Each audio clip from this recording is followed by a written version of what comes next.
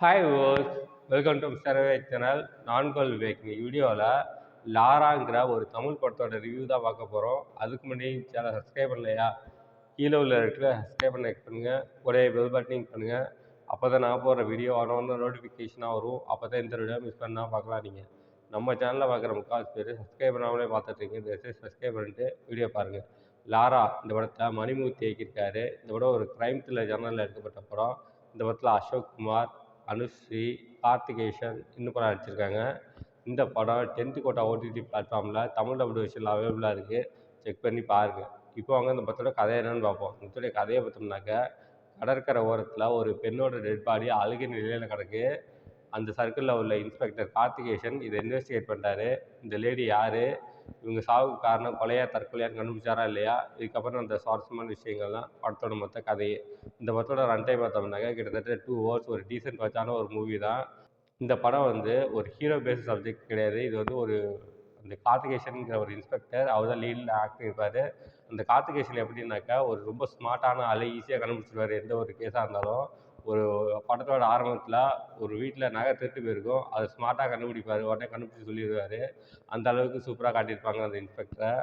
இப்படி இருக்கும்போது அந்த டெட் பாடியாக கிடக்கிற லேடி யாரோன்னு சொல்லிட்டு ஒவ்வொருத்தங்களும் இன்வெஸ்டிகேட் பண்ண ஆரம்பிப்பார். அப்போ வந்து படத்தோட ஆரம்பத்தில் ஊர் திருவிழாவை காட்டுவாங்க. அப்போ வந்து 2 பேர் ஒரு பொண்ணை துரத்திட்டு போவாங்க.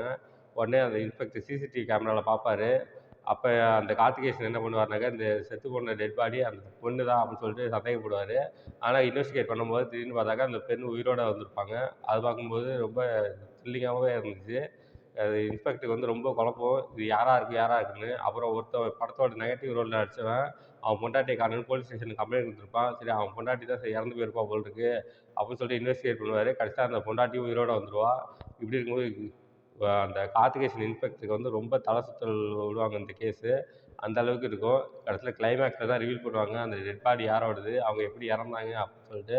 அதெல்லாம் பார்க்கும்போது ரொம்ப நல்லா இருந்துச்சு. இந்த படத்தில் வந்து ட்விஸ்ட் அண்ட் டர்ன்ஸ்லாம் நிறையா இருக்குது. ஆனால் எதுவுமே வந்து ஒரு இம்பாக்டை கிரியேட் பண்ணல. இது செம்ம ட்விஸ்ட்டில் அப்படின்னு சொல்லிட்டு நமக்கு தோணணும்.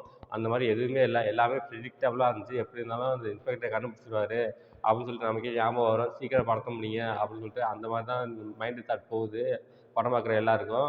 இந்த படத்தில் வந்து செகண்ட் பார்ட்டுக்கு லீடு வேறு கொடுத்துருக்காங்க. அந்த லீட்லாம் பார்க்கும்போது ஃபஸ்ட் பார்ட்டு சரியாக ஓடல. செகண்ட் பார்ட்லாம் எடுத்துடாதீங்க. இந்த படம் வந்து ஒரு லோ பட்ஜெட் மூவி. பெருசாக சினிமாட்டிக்காவெலாம் இந்த படம் எடுக்கல. ஒரு ஷார்ட் ஃபிலிம் பார்க்குற மாதிரி தான் இருந்துச்சு எனக்கு. செகண்ட் பார்ட்லாம் எடுக்காதீங்க, எடுத்தாலும் ஓடாது. ஃபஸ்ட் பார்ட்டே ஓடல, உங்களுக்கே தெரியும். இந்த படத்தில் பெர்ஃபார்மன்ஸ் வைஸ் பார்த்தோம்னாக்கா ரொம்ப நல்லாவே பண்ணியிருக்காங்க எல்லாருமே.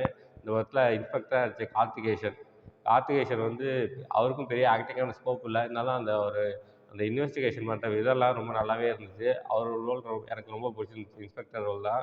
அடுத்து நம்ம ஹீரோ அசோக் குமார் வந்து கிளைமேக்ஸில் லாஸ்ட் ஒரு 20 நிமிஷத்தில் தான் வருவார். அவர் கொடுக்கப்பட்ட ரோல் டீசெண்டாக பண்ணிட்டாரு. அவரோட ஆக்டிங் ரொம்பவே நல்லா இருந்துச்சு, குறை சொல்கிற மாதிரி இல்லை. மேபி செகண்ட் பார்ட்டில் வந்து அவருக்கு யாராவது லீடாக கொடுத்துருக்கலாம்னு நினைக்கிறேன். எப்படின்னு தெரில, செகண்ட் பார்ட் வந்தால் தான் தெரியும். அடுத்து இந்த படத்தில் ஹீரோயினாக நடிச்ச அனுஸ்ரீ ரொம்ப நல்லாவே ஆக்ட் பண்ணியிருந்தாங்க. அவங்களும் லாஸ்ட் கிளைமேக்ஸ் லாஸ்ட் 20 நிமிஷம் தான் வருவாங்க. கொடுக்கப்பட்ட ரோல் டீசெண்டாக பண்ணியிருந்தாங்க. அவங்களோட ரோல் ரொம்பவே நல்லா இருந்துச்சு. மொத்தத்தில் இந்த படம் பார்க்கலாமா வேணாமான்னாங்க, இந்த படம் வந்து சரியான ஒரு மொக்க படம் தாங்க. உங்களுக்கு இந்த மாதிரி டைம் த்ரில்லர்லாம் பிடிக்கும் அப்படின்னாக்கா ஒரு தடவை பார்க்கலாம். இந்த படத்தில் ரன் டைம் பார்த்தோம்னாக்கா 2 hours வருது. First half slow, second half slow. மொத்தத்தில் இந்த படம் எப்படி இருக்குன்னா, இது ஒரு மொக்க படம். இந்த படத்துக்கு என்னோட மார்க் 5க்கு 1.5 தருவேன். இந்த படத்தில் அடல்ட் கண்டென்ட்லாம் இல்லை, எல்லாம் ஃபேமிலியோடு என்ஜாய் பண்ணலாம். ஓகே, இதோட வீடியோ முடிச்சுக்கிறேன். வீடியோ பிடிச்சிருந்தா லைக் பண்ணுங்கள், கமெண்ட் பண்ணுங்கள், உங்கள் ஃப்ரெண்ட்ஸுக்கு ஷேர் பண்ணுங்கள். இன்னும் சில சப்ஸ்கிரைப் பண்ணலையா? கீழே உள்ள இடத்துல சப்ஸ்கிரைப் பண்ண பண்ணுங்கள். கூடவே பெல் பட்டனையும் பண்ணுங்கள். அப்போ தான் நான் போகிற வீடியோ ஒன் நோட்டிஃபிகேஷனாக வரும். அப்போ தான் இந்த வீடியோ மிஸ் பண்ணால் பார்க்கலாம். நீங்கள் கீழே டிஸ்கிரிப்ஷனில் சோஷியல் மீடியா லிங்க்ஸ்லாம் கொடுத்துருக்கேன். லைக் பண்ணுங்கள், கமெண்ட் பண்ணுங்கள், ஃபாலோ பண்ணுங்கள். தேங்க்ஸ் ஃபார் வாட்சிங்.